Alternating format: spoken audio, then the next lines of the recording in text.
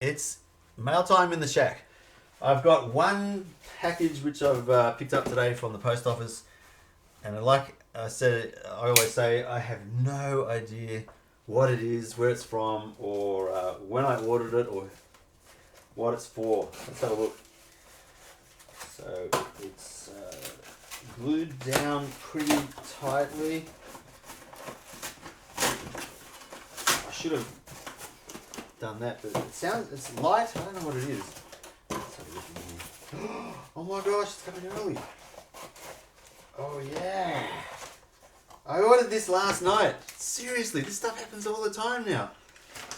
I ordered it yesterday. Ah, that's brilliant. This thing, where is it? So I've got the Samsung T5 external solid state drive. And unfortunately, my Macintosh is an older style with the old USB 2.0 USB-A connector. The Samsung T5 SSD external hard drive has the USB-C connector and therefore runs a lot faster. So what I've determined to do is use my Thunderbolt 2.0 connector, which handles something like 5 gigabits per second. Hook that up to this startech.com, hard to find, made easy, Thunderbolt to gigabit Ethernet plus USB 3 adapter. And that's the thing that I'm really interested in transferring data from, is the Thunderbolt 2 to USB 3. So it's a USB-A connector, but I've got a USB-A connector to USB-C connector for the Samsung T5, which will plug into this device and then plug into the lightning bolt on the Mac, and it should therefore be much quicker to transfer files and edit, basically. Whoa! So I try that out. Awesome. That's a great mail time for me. I don't know about you, but I really love the idea of that. Okay, so I'll let you know how I go with that. StarTech.com. This costs on Amazon, I think it was $199. Doesn't say the price there. $199. Yeah, so it's a bit expensive, but it's the only way that I can get that Thunderbolt to USB connection happening, and then allow me to do some quick, fast editing. Awesome. Mail time done.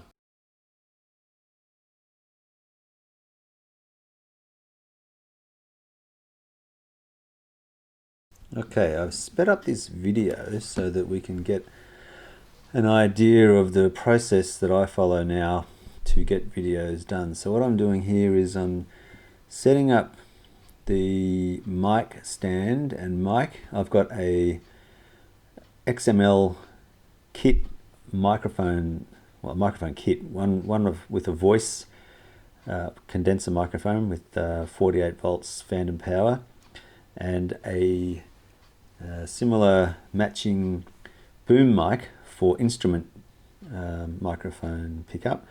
Again, a condenser 48 volt phantom powered microphone.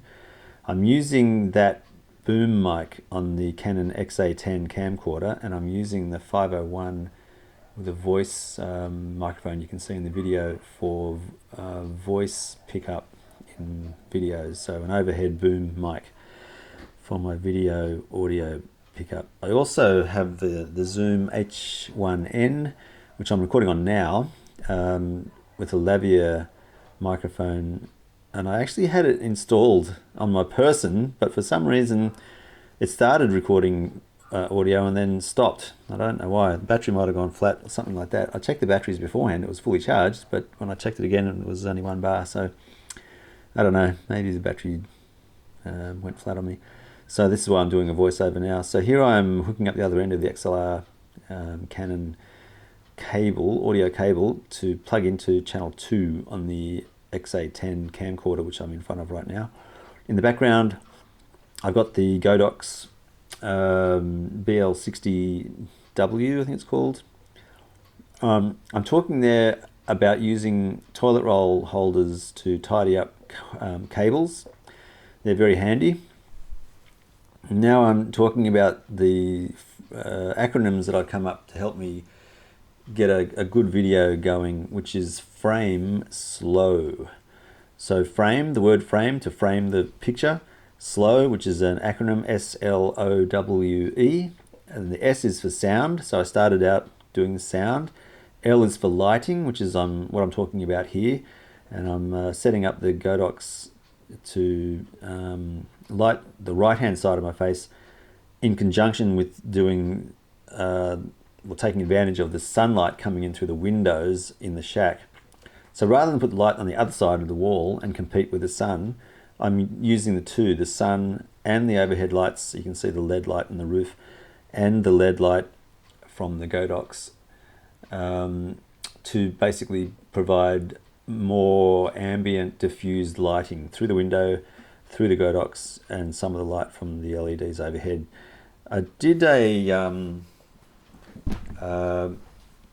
bit of well, I'll get to that in a second actually. So that's setting up the sound first of all, lighting next, and then I'm making sure that the objects that I want in the video are situated in the video so that I can move on to the next steps, which is the white balance and exposure. So that's the frame SLOWE kind of quickly explained. The frame being the frame of the video or picture that you're taking. The sound, because that's important. The lighting, that's equally important. Then the objects you're putting into the frame. Then the white balance, and then finally exposure. In my hand, I've got the white and grey cards. This is about $12 off Amazon. What I'm doing first of all is setting the white balance. So just pegging that in somewhere in the frame, and then I'll go over to the camcorder, zoom in on the white frame, trying to get the reflection to appear as it would, as if my body was in there, or the objects you were filming were in the same location as the white balance card. And then basically setting manually the white balance for that image. That's then set. We're done. So there's the white balance done. So I flip it over, and now I'm going to do the exposure, which just thinking about it with the Canon XA10, it's pretty good at doing exposure automatically. So what I've done is I've set it for shutter priority, and I've basically told the camera, okay, you look after the gain, you look after the aperture. I'll set the shutter speed to be 80 degrees out of plane with the frames per second, which I've got set for 25 because we're in Australia. We use 25 frames per second. So in that way, I don't have to worry about exposure really, but just for this exercise, I had a look at the exposure and set it manually for half a stop overexposed, because that's what, when I did the manual exposure, that's what I was being told to adjust the waveform monitor so that the middle reading for 18% grey, which is what that grey card is in lining up with the middle of the exposure graduations on the waveform monitor. So I'm matching the waveform monitor middle exposure reading to the middle graduation in the waveform monitor scale, and that's then setting the exposure correctly. So the exposure has been set correctly after the white balance, and then I'm ready to rock and roll to actually do the video, which is what I'm about to do now, I think. Yeah, I'm just getting the remote control for the XA10 camcorder so that I can stay where I am and start the video. And I'm just about to start it now. So I started it and I'm now talking, and that's now what you saw when I was doing the mail time.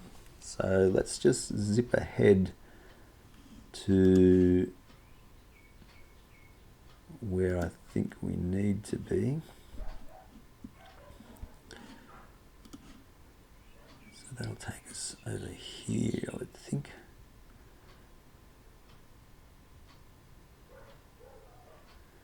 Yeah, right here. So now, oh, hang on. I'm going to speed that up even more. All right, so now I've finished with the video, and just explaining a few things around. Do you know what? I've forgotten what I was talking about there. But anyway, that's how I made the video. Yeah, that frame slow acronym, I think I'm going to be following that as I go forward, because the video production is something very important to me. I want to have a good quality of video, and this will let me do that. So yeah, frame it, then get the sound sorted, get the lighting sorted, get the objects in your frame, do the white balance, do the exposure. Then you're ready to film. All right, hope you enjoyed that. We'll talk soon.